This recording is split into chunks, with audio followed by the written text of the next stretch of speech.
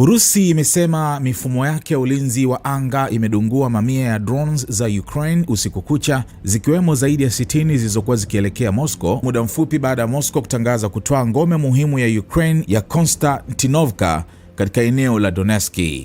Meya wa Moscow, Sergei Sobyanin, amesema takriban drones 62 zilidunguliwa katika eneo la Moscow Jumamosi hii. Amesema hakukuwa na vifo, majeruhi wala uharibifu mkubwa ardhini, huku vikosi vya dharura vikifika haraka katika maeneo ambako mabaki ya drone yalianguka. Katika mji wa St. Petersburg, Governor Alexander Beglov amesema shambulizi la drone lililofanyika usiku lililenga kituo cha mafuta, huku drone 72 zikidunguliwa. Amesema hakukuwa na majeruhi na hali ilidhibitiwa kikamilifu.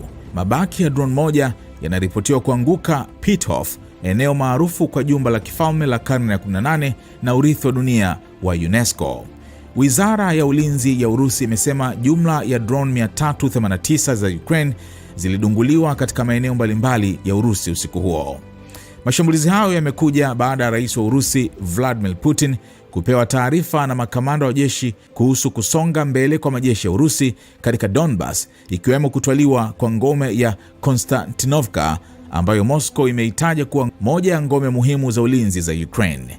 Putin ameonya kuwa Ukraine inaweza kufanya vitendo alivyoviita vya kigaidi ili kuonesha kana kwamba inapata mafanikio vitani baada ya kupoteza maeneo.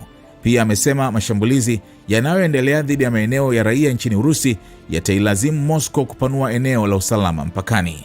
Kadri adui anavyojaribu kushambulia maeneo yetu ya raia, ndivyo tutakavyolazimika kuongeza ukubwa wa eneo la usalama, amesema Putin. Moscow imeahidi kuongeza mashambulizi dhidi ya miundombinu ya kijeshi na viwanda vya silaha vya Ukraine pamoja na maeneo yanayosaidia operesheni za Kiev. Putin pia amewashutumu washirika wa magharibi wa Ukraine kwa kuchochea vita na kuliagiza jeshi la Urusi kuchunguza kiwango cha ushiriki wao katika mapigano.